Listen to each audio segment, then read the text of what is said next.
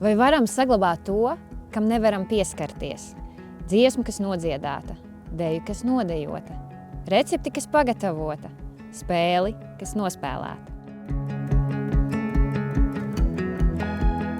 Cilvēki jau kopš seniem laikiem ir meklējuši veidus, kā netveramo saglabāt. Taču nekas nav efektīvāks par zināšanu un prasmju nodošanu citiem, no cilvēka cilvēkam, no paaudzes paaudzē. To sauc par nemateriālo kultūras mantojumu. 2003. gadā UNESCO pieņēma konvenciju par nemateriālā kultūras mantojuma saglabāšanu. Tajā teikts, ka katra valsts ir atbildīga par savas kultūras un dzīvesveida saglabāšanu.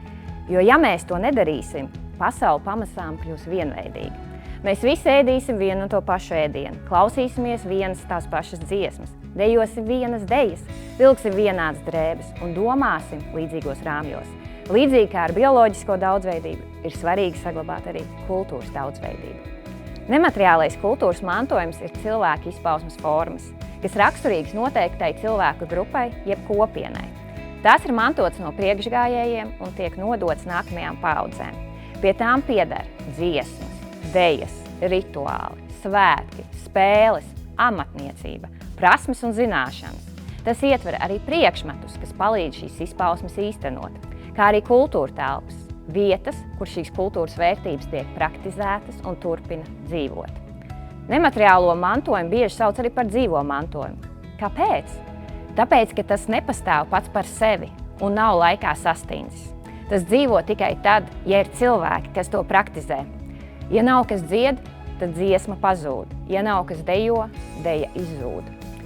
Dzīvais mantojums nepārtraukti mainās. Katra paudze to pielāgo savam laikam un vajadzībām. Un tieši tāpēc tas ir dzīvs. Tas sniedz cilvēkiem piederības sajūtu, noteiktai kopienai. Un tieši mēs paši nosakām, ko uzskatām par sev nozīmīgu mantojumu.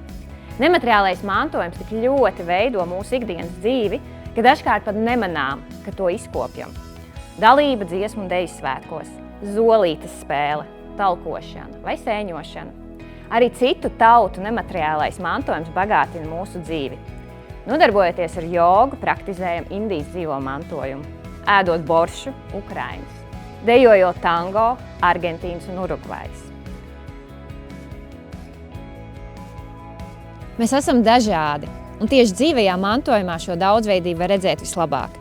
Nemateriālais kultūras mantojums veido mūsu identitāti, bet vienlaikus palīdz saprast citu cilvēku dzīvesveidu un vērtības.